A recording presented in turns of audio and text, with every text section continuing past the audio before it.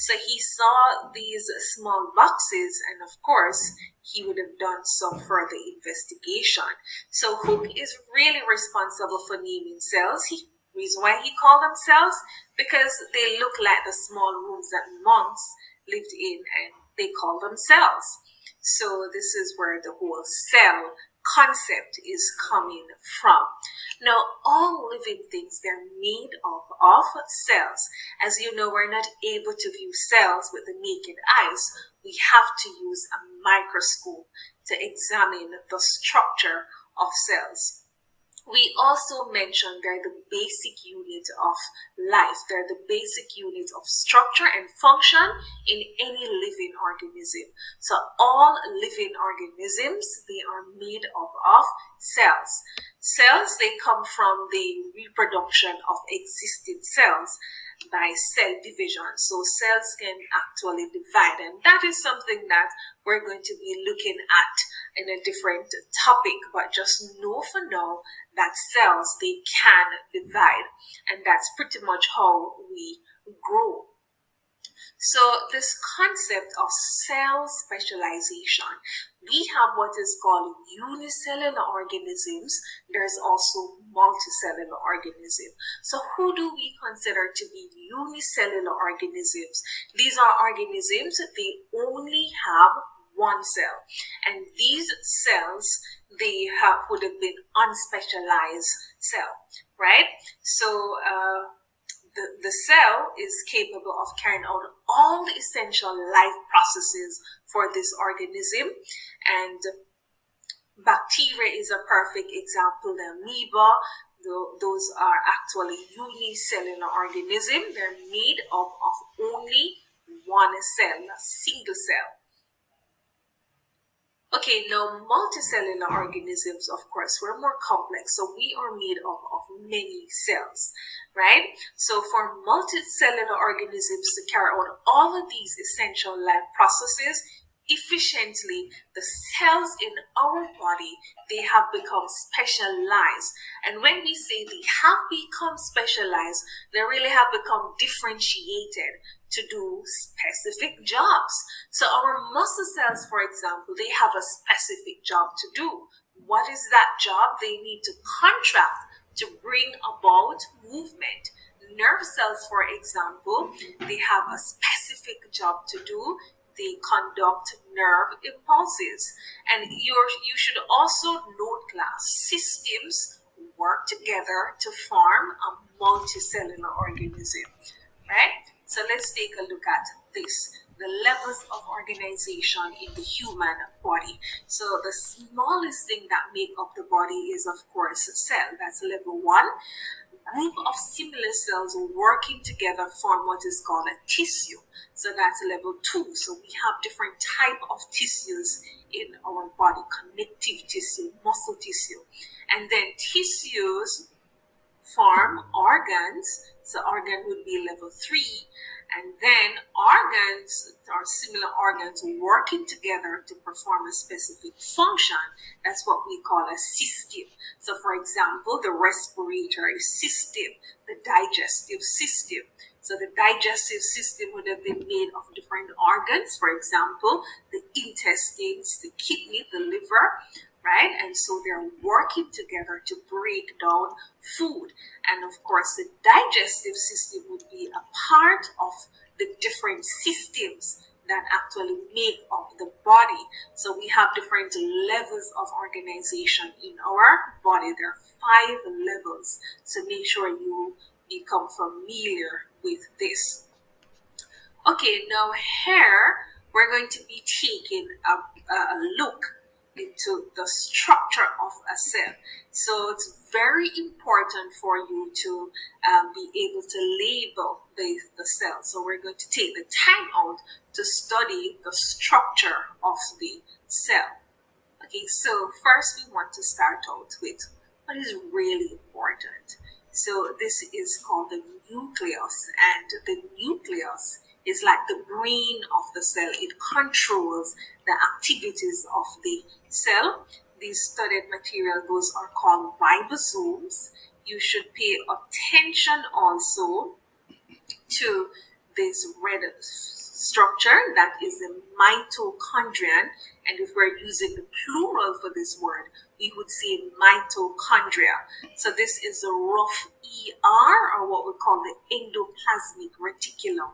The reason why we call it rough, it's actually studied with ribosomes, right? So there's a smooth ER and there's also the rough ER. So these are called microfilament. This is the centriole, which is important when the cell is actually divided. So there you go. These are the basic structure. As we go along, I will be introducing you to other, we call them organelles. So these are the structure, the small parts of a cell, which is called organelles. So class, there are two main types of cells which we will be focusing on: the plant cell and of course the animal cell. So let's look at these. So for the plant cell, let's look at the structure closely. You will notice there is a large vacuole. So a vacuole, or the vacuole, it contains cell sap. In the plant cell, it usually has one large permanent vacuole, even though it can be more, but you will more than likely see one large permanent vacuole in the plant cell.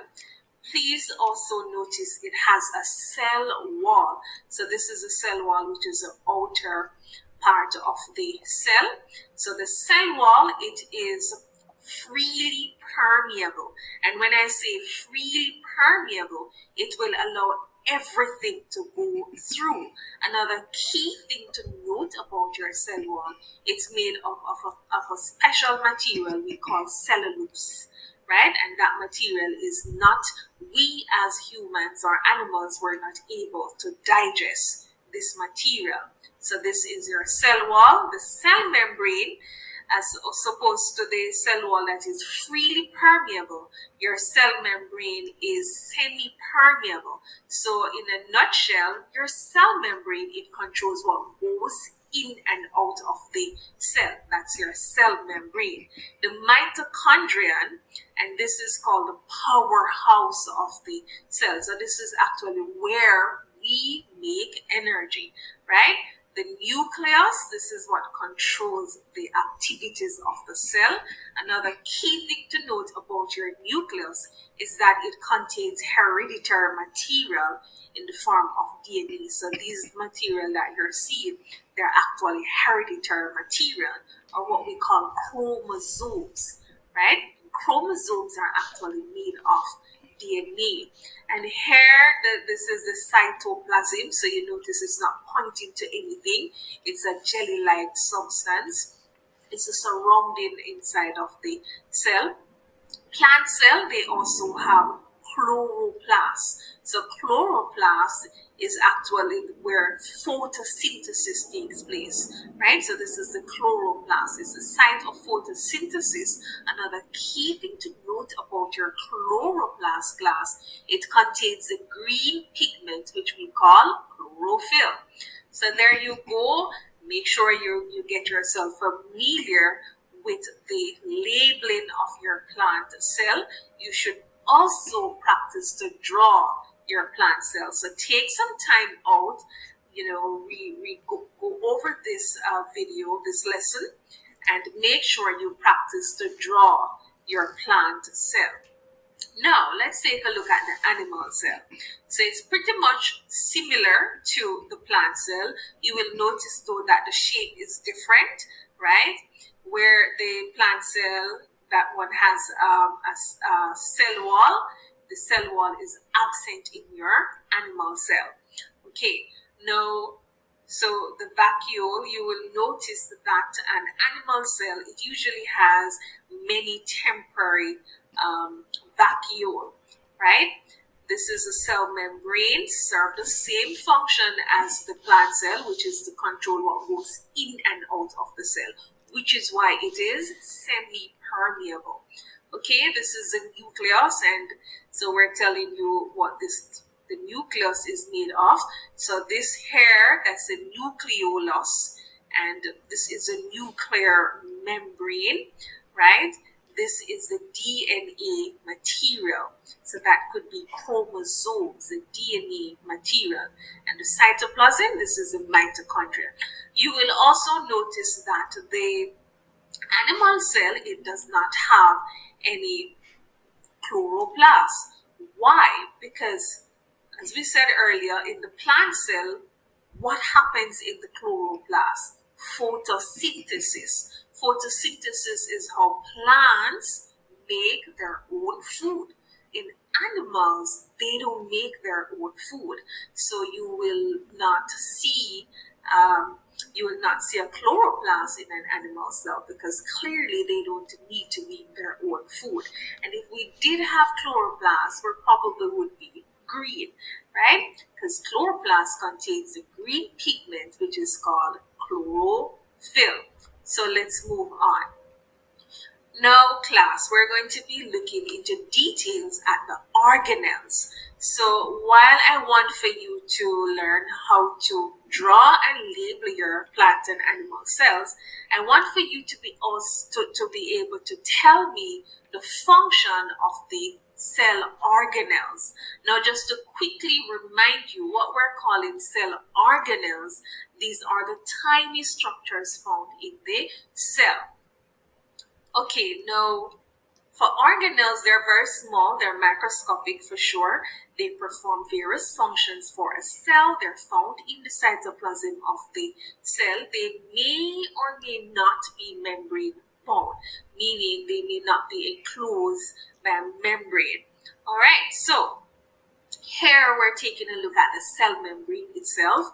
We did mention that it is semi-permeable. And why did we say it is semi-permeable? Because it controls what goes in and out of the cell. So cell membrane, it surrounds the outside of all cells. As I said, it controls what enters or leaves the cell. And it is a living layer. So there you go, that's your cell membrane. So here we're taking a look at the cell membrane in plants. So it lies immediately against the cell wall in plant cells. It also pushes out against the cell wall to actually maintain the cell shape. Now the cell wall, it's found outside of the cell membrane, made of cellulose, and it's a non-living layer. Right? The difference is a non-living layer. It supports and protects the cell wall. It's found in plants, fungi, and bacteria. So that is the cell wall. And I may also remind you it is fully permeable. That's another big difference between the cell wall and the cell membrane. So meanwhile, the cell membrane is semi-permeable. The cell wall, it is fully permeable. Okay, now here we go for the cytoplasm. The cytoplasm is jelly-like substance enclosed by the cell membrane. It provides a medium for chemical reactions to take place inside of the cell. Okay, more on cytoplasm. It contains organelles to carry out the specific jobs for the cell. And so we know what these organelles are. Okay, now the control organelle. And what is the control organelle? The nucleus. So this is why we consider it to be the brain of the cell, because it controls what goes in and out of the cell. It controls the activities of the cell, right? It controls the activities of the cell. So it controls the normal activities of the cell. We also mentioned that it contains the DNA in chromosomes. It's bounded by a nuclear envelope, which we call the nuclear membrane. And this nuclear membrane, it actually has pores, right? So things can actually move in and out of the nucleus. It's usually the largest organelle. Okay, some more facts on the nucleus. Each cell has a fixed number of chromosomes that carry genes. So for example, the human species, our normal body cells, we actually have 46 chromosomes. Has our sex cells actually have 23 chromosomes. So it varies from species to species. So genes control cell characteristics. Okay, now just to show you a few on the nuclear envelope, right? So it's a double membrane which is surrounding the nucleus. We also call this the nuclear membrane. It contains nuclear pores for materials to enter and leave the nucleus.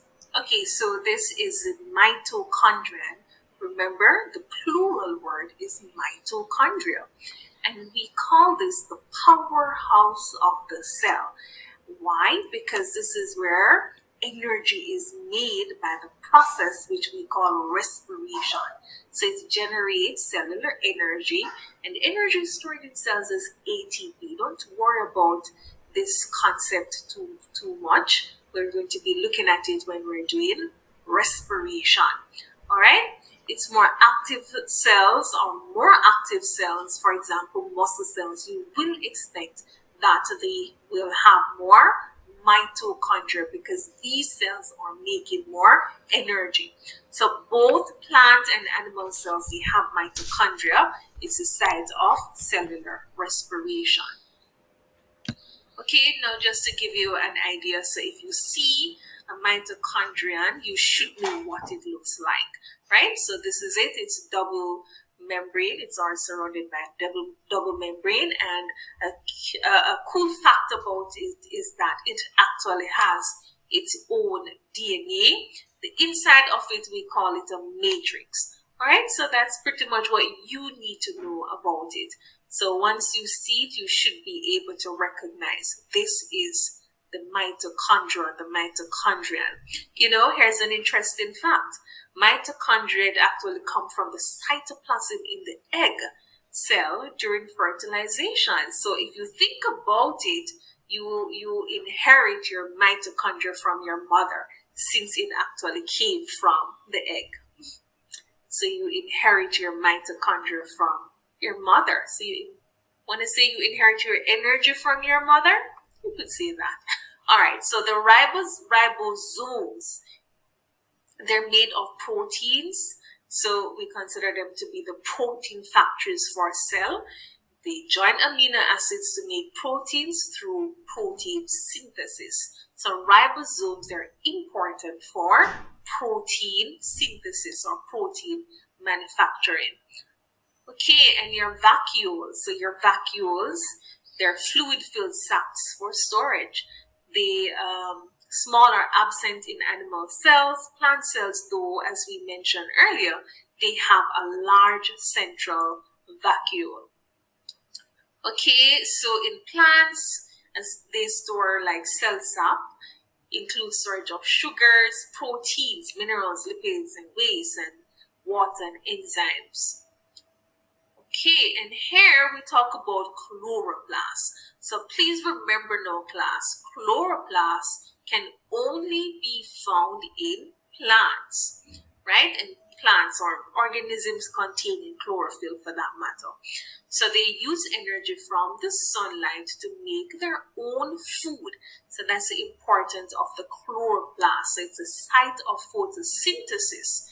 And when we say photosynthesis, this is a process by which plants make their own food using the sunlight energy. Okay, now here I'm giving you a summary of the different structures that we make mention of. So you need to be familiar with them and their functions, right? Glycogen and starch grains, these we did not show you. So these store food. So plant cells, they store their food as starch. We animals, we store our food as glycogen. Make sure you pay attention to that word. It's glycogen, right? The cell membrane, we did say it is semi-permeable protein and lipid layer. and it controls what goes in and out of the cell, what enters and leaves the cell. The cell wall is made up of cellulose, and it provides structure and support to plant cells. We animals, we don't need a cell wall. Why? Because we would have had a skeleton to provide that structure and support for us. The cytoplasm is jelly-like substance. It's like 80% water, 20% dissolved substances. Job, support cell organelles. We also spoke about the mitochondria. It's rod-shaped with smooth outer membrane and folded inner membrane, and it contains respiratory enzymes. What happens there? Respiration. So it is a site of respiration. The chloroplasts. This is a site of photosynthesis, and it contains the green pigment which we call chlorophyll. The nucleus. This contains hereditary material in the form of DNA. We also mentioned that the nucleus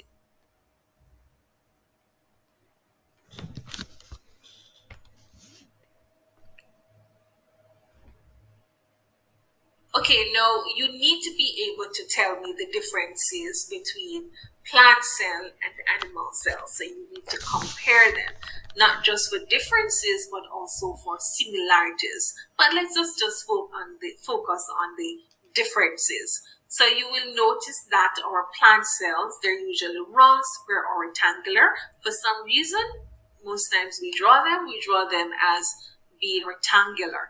For animal cells, they don't really have a shape. So they could be like a little pool of water, but they don't really have a shape. We tend to draw them to look a little roundish. All right.